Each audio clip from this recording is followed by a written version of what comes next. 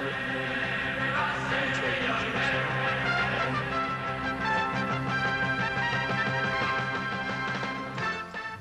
is Jewish Spotlight, a weekly television program presented by Chabad Lubavitch of Long Island, featuring various aspects of modern Jewish life and Jewish culture.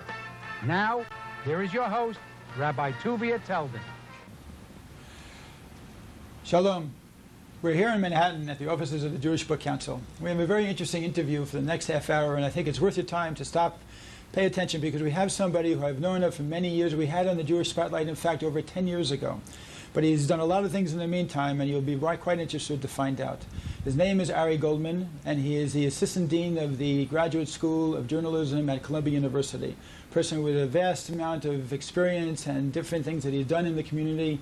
And I'd like to begin right off by welcoming you, Ari, to come on the show. Thank you. It's a pleasure to see you again. And I'm sure we have a lot of catching up to do. Mm-hmm. So first question is, I know that you've come out with 3 books. I want to get to your newest book, which I've heard a lot about, and it's really a very interesting approach that you took. But before we do that, if you could just give us a little overview of your first 2 books, because I think it'll give us a little bit of an idea of your personal evolution and what brought you to the point of wanting to write this book. Yeah. So your first book, of course, was The Search for God at Harvard. At Harvard, right. All right. What does that mean? Does that mean you believed in God before you came to Harvard, or Harvard helped you believe in God? What happened there? I think, just to set the stage, yes. You have to take baby steps before you, before you run a marathon. And I wrote hundreds, maybe 1,000 articles before I wrote a book. So, yes, I have 3 books to my credit. Right, well, you were a writer for the New York Times for a while, so of course that kept you quite busy. A daily newspaper writer churns out a lot of material, a lot of articles, and that kept me busy and got me into the writing habit. And so did you go to Harvard to study journalism? Well, or you decided when you were there? I had studied journalism earlier, and I had a great passion for journalism, enjoyed doing it, but I felt I needed to deepen my knowledge of religion, because I started to write about religion for the New York Times. I had been a general assignment reporter covering various things, transportation, education, politics, obituaries, whatever was thrown at me. All the fascinating areas. All the fascinating areas, murders, robberies. And I wanted to do something meatier, something with more impact and more lasting, and that had greater significance in people's lives. So I decided that I needed an education. I decided I had to convince my editors to give me some time off from the New York Times, where I had been working at that time for many years as a reporter, because I wanted to specialize in religion. And I went to the best religion department at Harvard. The New York Times is the best newspaper, and if you don't believe it, your viewers may not believe it, the New York Times believes it. And I believe it too. So they figured I should go not just to any religion department, but the best. I should go to Harvard. So I went to Harvard and studied different religions. And it was in a year intended to deepen my knowledge of Christianity, Buddhism, Islam, Hinduism, and so that I could come back and be a better reporter on those subjects. The book is about my journey as an observant Jew through different religions, and how a Jew can open up and understand other religions without compromising his or her own faith. Interesting. So it's, in a way, it's a journey through faith. Okay, now, going on to your second book. My second book, I decided, well, I've written about all these other topics, now I have to write about Judaism. So I stopped and I said, and actually people accuse me of that, what are you looking at Hinduism? What are you looking at Buddhism and Islam? Write about your own. So I said, okay, I'm going to spend time and do a book called Being Jewish. And it's really a look at contemporary Jewry, how Judaism is practiced today, from secular Jews to Hasidic Jews, and the wide variation of belief and practice. And then the funny things that Jews do, the way that they may keep certain laws. They may not be observant the whole year, but on Passover they wouldn't think of having a piece of bread. Right. And the way they may not observe anything about the Sabbath, but they won't do their laundry because their mother didn't do. My mother didn't do my laundry. I met a woman who is not observant, but she never puts on makeup on Shabbos.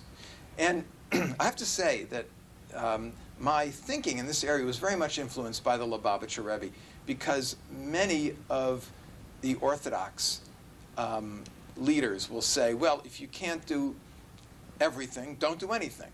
And my understanding, and you're the expert, my understanding of the Rebbe's teaching was that any little bit helps and is a path, a step along the path. Sure. In fact, it's interesting. I had a conversation just recently with a woman I've known for many years who had worked very hard to make sure her children should go to a day school for a while, and she was the one, not her husband, who was pushing it very hard. Just recently, her son got engaged to a non-Jewish girl, and she's and her husband are both quite upset about the situation, being they did try very hard, but she's willing to accept and to go to the ceremony and to partake, while her husband, who really had nothing to do with the education whatsoever, who's an Israeli, was adamantly opposed to the whole situation and won't have anything to do with it. So she couldn't understand why this discrepancy. She's the one who was working so hard. He wasn't involved in the education. And now he's the one who's reacting so much. So I explained to him this is a perfect example of what the Rebbe said about the Pintaliyid, about the spark of a Jewish soul within it's inexplicable in certain ways, and it can come up and it can express itself in all different times, and sometimes it seems very inconsistent, or you could think it's even hypocritical on the surface. But it's not. It's just a matter that everybody's Judaism ticks in different paces and different ways, and you have to accept that, and whenever it does come to the surface, then there's a reason for it. Yeah, yeah. I reminds me of one woman in California told me she drives on Shabbos. Now, if you're a Jew, shouldn't drive on the Sabbath, but she drives, but never on the freeways, because it's not Shabbos dick. You know, she drives on the side streets. I'm sure we could go on with lots of stories, interesting things that people so I make wanted up to in their capture minds. that. And people make up their own minds, but it's also, as I was saying before, a step along a path. And I hope through that book, being Jewish, that I was able to show people to feel good about what they do and maybe explore what they don't do. Sounds good. All right. Now let's get to your third Brings book. us to, the reason I'm here today, is Living a Year of Kaddish. Okay.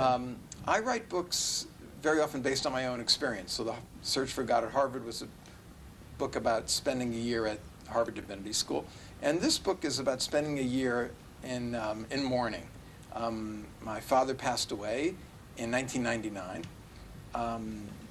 And I took upon myself the obligation of a good son to say Kaddish, to say the prayer for him. That's quite a commitment. Can you explain to our audience what kind of commitment that is? Yes, that means going every day, 3 times a day. You can't say Kaddish alone. You need a community. You need other people. You need, if you're Orthodox, as I am, you need 9 other men there. And to say that and to go every day and to take it seriously is a very big commitment. And it also means you have to interact with other people. Mourning is a process that initially you may react to by withdrawing and wanting to be alone and not wanting to see people. Right. Which is a common reaction. Which is, yeah, and because no one can understand how you feel. And that's true. I mean, no one can experience the loss that someone else has. Only that person can feel it and feel it deeply. Judaism forces you into the public eye at a very difficult time through the first 7 days of mourning, through the Shiva, and then through the whole year if you observe the going every day and saying Kaddish. So for me, this was a very sad time in my life. My father and I were very close. He was my teacher in so many wonderful ways and a role model in so many ways.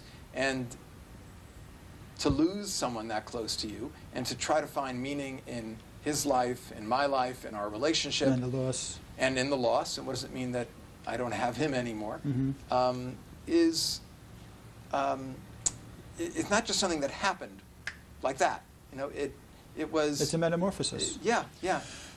And did you realize as you were going through this transition that something was happening to you that you wanted to record, and you decided after, let's say, a couple of months that, hey, maybe this is something that I could share with others and help them through their loss and help them recover? Yeah, very much. How did that happen? What kind of feelings were you feeling that get you to that point where you felt there was enough, not benefit, that's not the right word, but enough wisdom perhaps that you could share with others?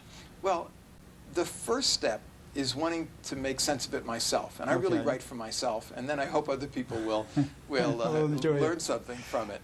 But the way you feel on day 1 or on day 7 or on day 30 is very different. You know, the way that you feel 2 months later or 6 months later or at the end, one says Kaddish for 11 months, not for quite a full year, but for 11 months every day.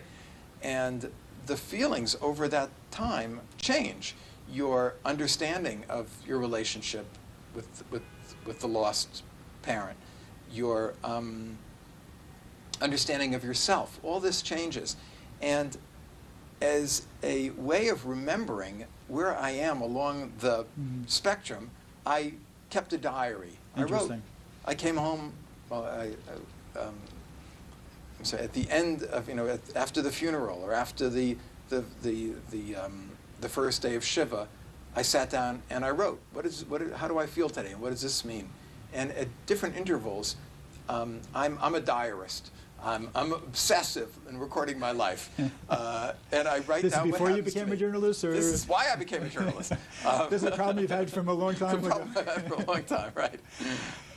It started out in my teen years, but I was very confused by things, and some way for me to make sense of it was to write it down.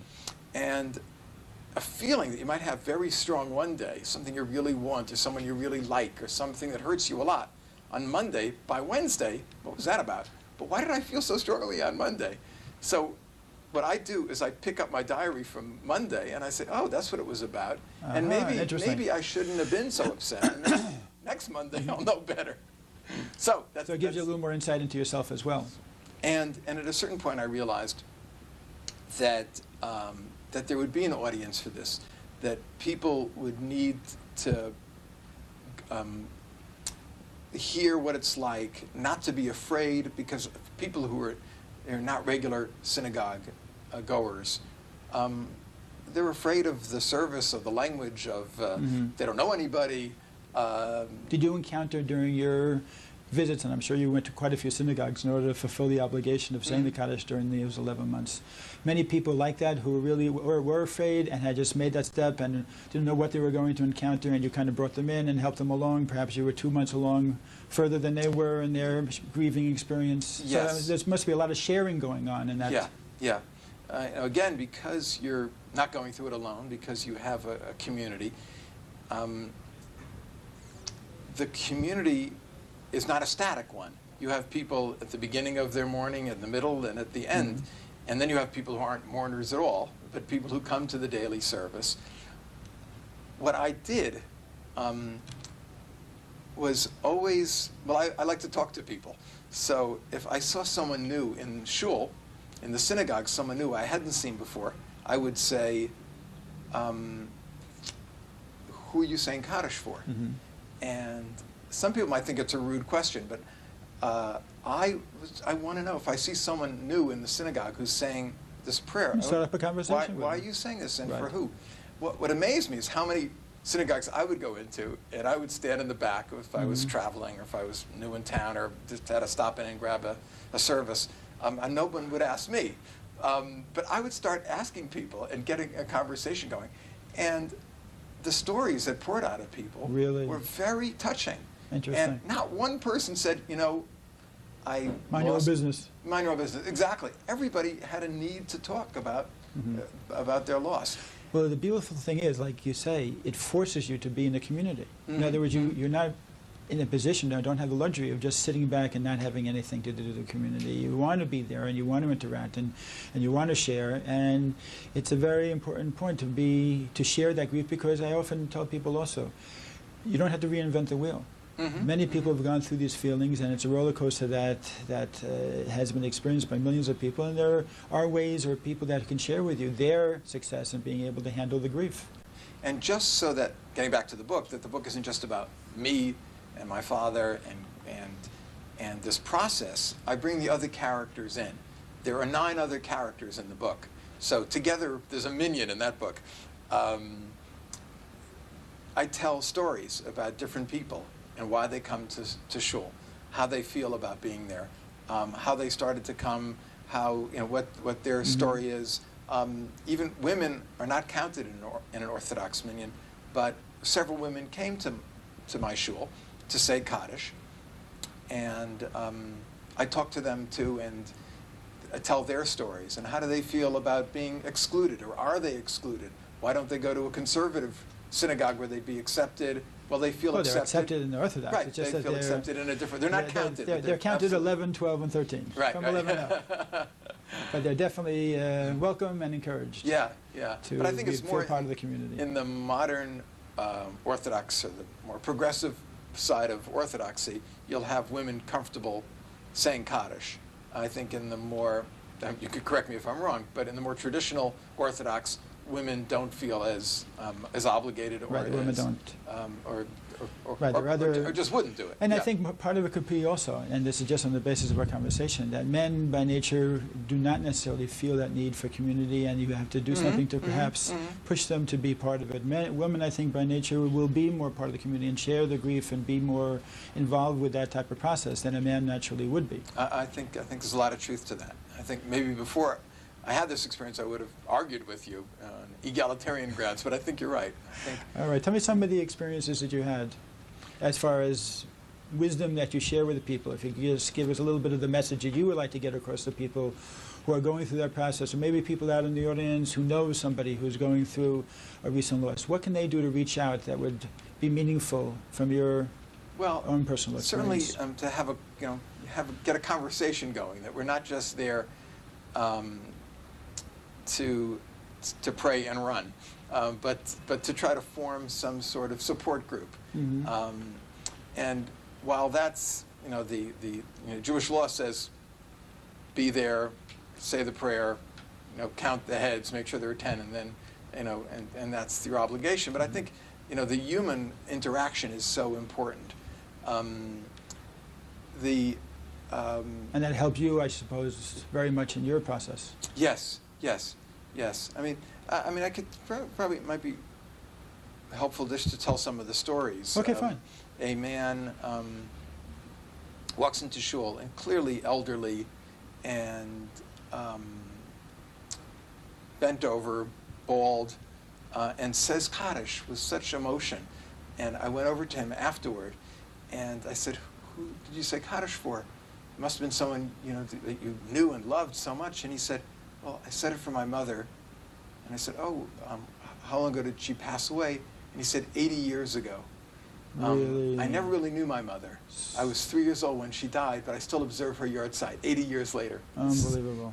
And that's great. The fact that he wasn't mourning for someone he knew. He mourned for someone he wished he knew. Maybe he was mourning for the child that he didn't have. Right. Interesting, I want to also add on, the Kaddish prayer itself, which is in the language which is Aramaic, is a prayer which talks about the greatness of God. It really doesn't talk about the deceased, as you know. I'm just explaining to our audience what it is, and talks about how we accept God and how God is a wonderful God. So it's a positive affirmation of that. It's a time also that even though there are different ways, and I think it's important for people to know, many ways for people to memorialize the dead. Kaddish is only one of them. For instance, a person could do it through giving charity. A person could do it also through doing mitzvot, or taking on a special good deed they're going to do in memory of the loved one. There are many types of activities a person could do. So Kaddish, although it's considered to take this hallowed role of being the only way of memorializing something, is really not the only way at all. Just like to add a short story as well. I heard this, I think, from Rabbi Manis Friedman from Minnesota, who shared this, that he was having a long talk with an old Jew who was a Holocaust survivor. And he was talking about God after the Holocaust. And this Jew said he doesn't believe in God, and how can he believe in God after the Holocaust? And then he was by a minyan. They were talking in the back of the shul. All of a sudden got to the end of the services, and it was time for Kaddish. So the guy said, "Excuse me, I had to go say Kaddish." And Kaddish, which is the praise of Hashem, praise of God, this is something he had to go to do. So again, the Pintaliyah, that little spark, comes out in many ways. All right, I want to jump over also to another topic concerning being a Jew and being a journalist. And are there times that you feel somewhat of a conflict or somewhat of a moral dilemma in terms of how to deal with certain things in terms of your own experience and your obligation as a journalist? What are the journalistic ethics that perhaps are talked about amongst Jewish journalists? Yeah. Well, that's a very big subject now. The New York Times went through a big crisis recently because of the ethics or lack of ethics of one of its reporters.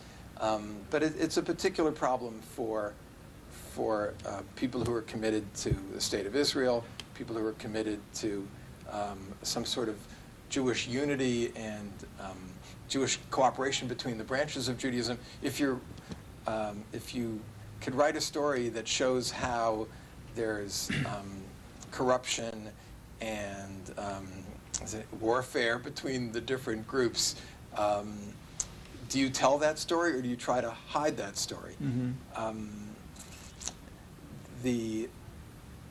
For a journalist who wants to have a positive impact on the world, I think it's important to look for the good. You can't ignore that bad things are happening. Sadly, there were some stories in the last couple of years about rabbis who were molesting children. And I know it was a very big dilemma for the New York Jewish Week, which exposed that story, about whether to print it or not, or whether it would, the better solution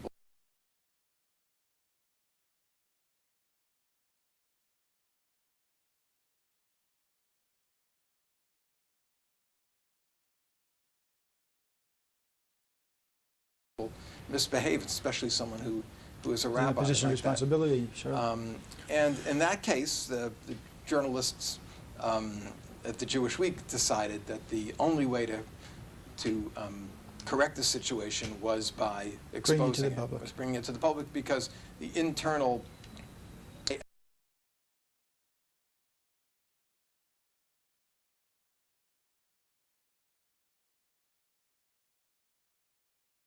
agonize over. Sure.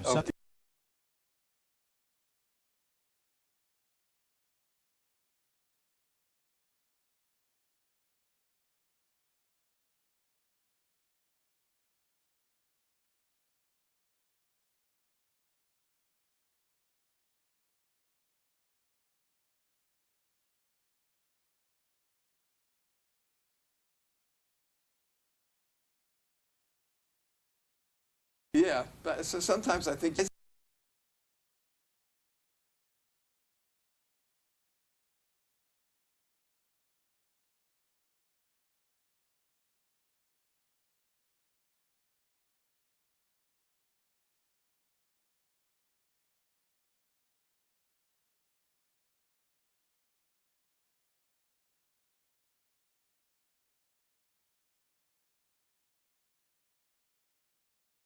say in a more general way, there.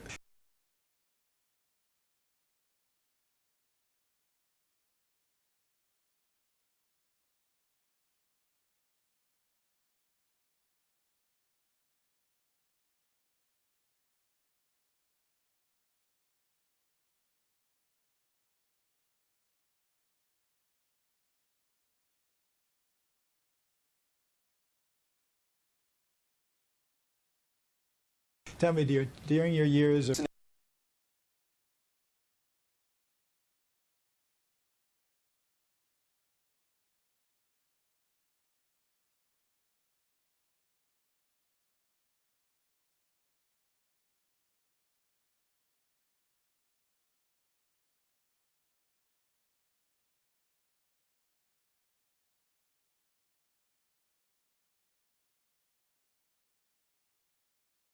Fascinating group to write about.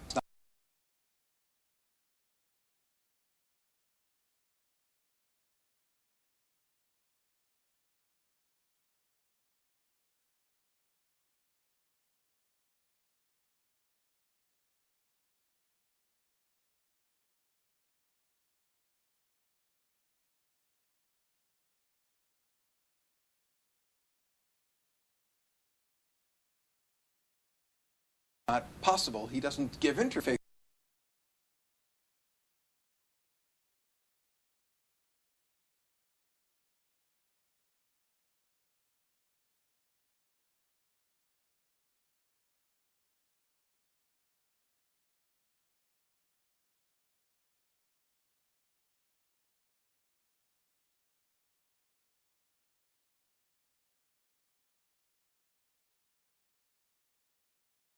face-to-face with him, and he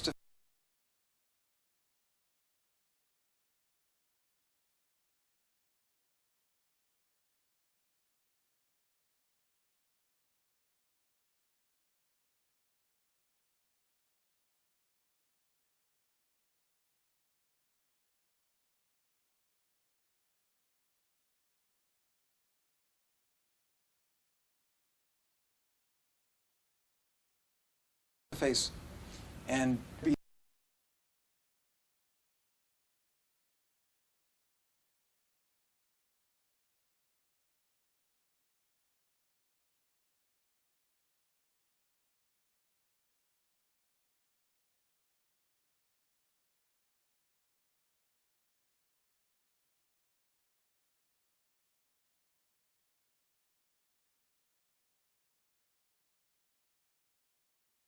think about the riots.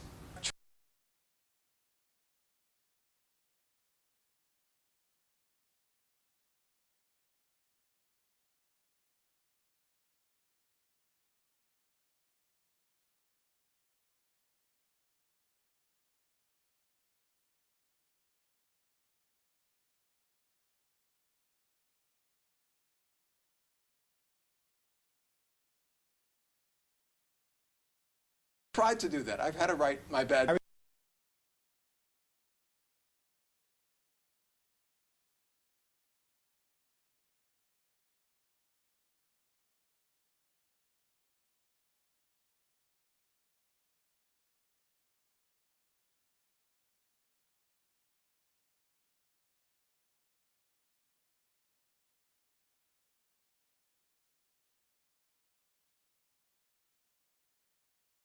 AriGoldman.com. That's A.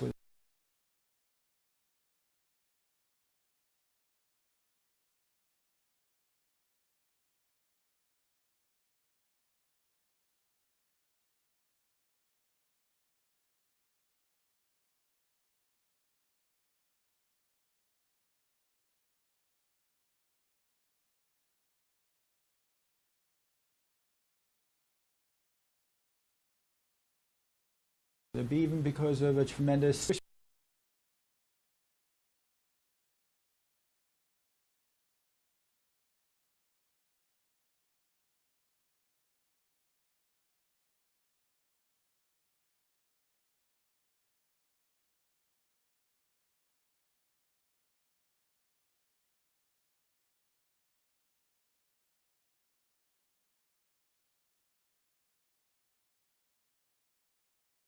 spotlight, same time, same station. In the meantime.